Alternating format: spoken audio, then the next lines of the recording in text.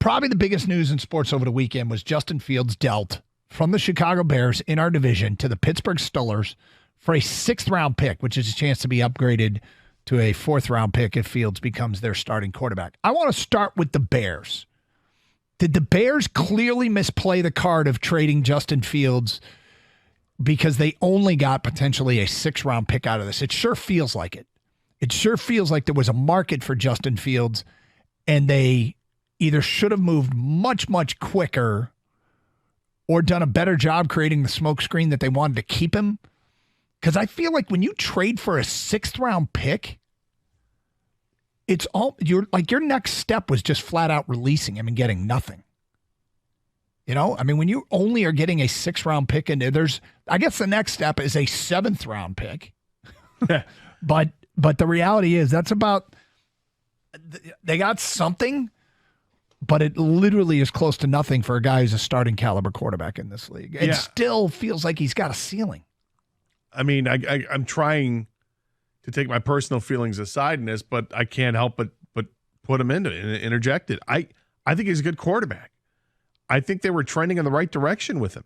I think this is a huge mistake for the Blackhawks, and I love it. Bears? Blackhawks. That's pretty funny. For them, too. Yeah. I mean, he could really be a nice addition to Connor Bedard. It's a huge mistake for the Bears, in my opinion, because they had the opportunity. If you kept Justin Fields, if you felt good about the direction where he was going at, and why wouldn't you? He turned the ball over fewer times this past season than he did the year before. I think he took fewer sacks. He got better as a passer. He's an absolute threat running the football. And you have the top pick in the draft, and everybody loves Caleb Williams. I mean, you'd think you'd be able to hold teams over a barrel for that pick. Yeah, give me multiple first-round picks and then some.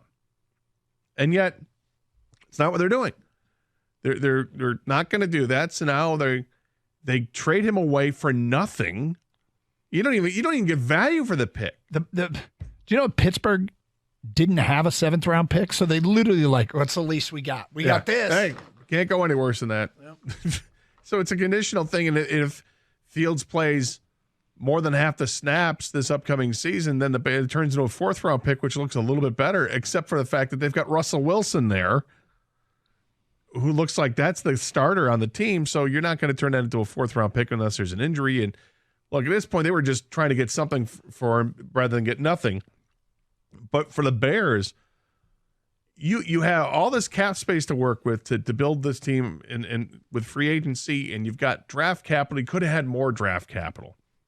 You could have gone on and really invested in this team by getting the best offensive lineman, getting the best defensive player with those top picks that you would have had, and then you've got other top picks because of this of the trade that you would have had if you traded Caleb Williams. I think it's a horrendous mistake by the Bears. But as a Lions fan, as somebody watching within this division, okay, great. That means it's delayed for when the Bears are going to be good again. Even though we saw C.J. Stroud hit the ground running with Houston. It's the exception. It is the exception. I feel like the Lions kind of, I'm not going to say dodged a bullet. They didn't. The Lions didn't dodge a bullet. But I feel like a team in our division didn't capitalize the way it feels like they should have. Now, we go back to when we're talking about, Eiserman should have made a move. We don't know what other offers they had. True. But I just can't believe, I mean, if that's all you had, wouldn't you hold on to him? If that's the only offer, is a 6th-round pick worth giving him up anyway in a league where you need 2 quarterbacks? Well, the writing started to be on the wall here when you saw that Atlanta went and signed Kirk Cousins. You know, when that domino falls, you're like, uh-oh. And then Pittsburgh ends up taking Russell Wilson. You're like, uh-oh, now what? Where are the teams? Who wants him? Yep. Denver, you want him? Vegas, you want him? And those teams are like, you know what? No, we're gonna try our own route. We're gonna make our own luck with other things rather than getting going the free agent route. And the Bears were up against it. Would they have been better off holding on to Justin Fields until draft night? I don't know what the ramifications are to the salary cap if they held on to him to that long, and if there was a Here's reason why to get you rid hang of him. on to him. If is next preseason, somebody's quarterback's going to get hurt in training camp or early next year and you move Justin Fields to a team that's trying to win a Super Bowl. Like I feel like they cashed in at the worst possible time and got almost nothing. Or you do what other teams have done, and that is groom the quarterback. You hold them. If you draft Caleb Williams first overall and you still have Justin Fields, you can let him sit and learn like Jordan Love had to, like other quarterbacks have done. There's that Patrick school of Mahomes. thought. Yeah. I mean, I don't know if I would have gone that route with it. I think I just would have stuck with Fields, period. But, I mean, obviously they believe in Caleb Williams, and he could be outstanding. We don't know. Well, I think that's where you two got to get over the fact they chose Caleb Williams already. So whether you want to keep Fields or not, doesn't matter. They chose Caleb Williams. That's number one. Number two is where they really messed up is just getting the compensation for Justin Fields because they had already moved on. Doug, I know you hate this line, but people are going to say, you can't tell me they didn't get a better offer at some point before this final, the final offer they did get, which was 6th round pick. Yeah. You can't keep both quarterbacks, by the way. That's just a terrible situation for two young quarterbacks that want to start right away. They had to move Justin Fields. Like I said, I go back to they just didn't get the right compensation. They should have made this decision earlier. Now, there's reports that they wanted to send Fields somewhere where he was comfortable and do right by the player. I think you still could have got better and done right by the player. I think they waited way too long, end up going to the Steelers for a 6th round pick. There's another report that says they did get a better offer for Justin Fields, but wanted to do right by him and send him to the Steelers. Maybe that better offer was a 5th round pick. I don't know. I don't think it was substantially better because you'd be a terrible organization if you turned down a 2nd round pick just because you wanted to send him somewhere he wanted to go. The Bears messed up in all kinds of ways here, and I'm happy as a Lions fan. They did. As a Lion fan, they did. Yep.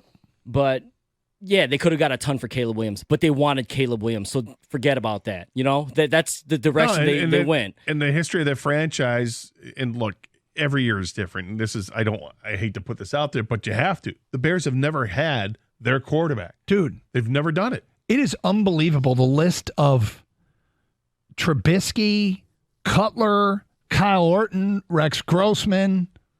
They keep swinging and they keep missing.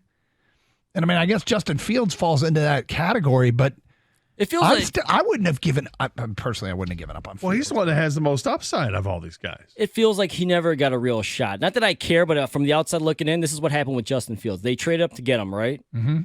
And he wasn't supposed to start that year, if you remember. You know who was starting that year, started week 1? A veteran quarterback. This is how you play it out.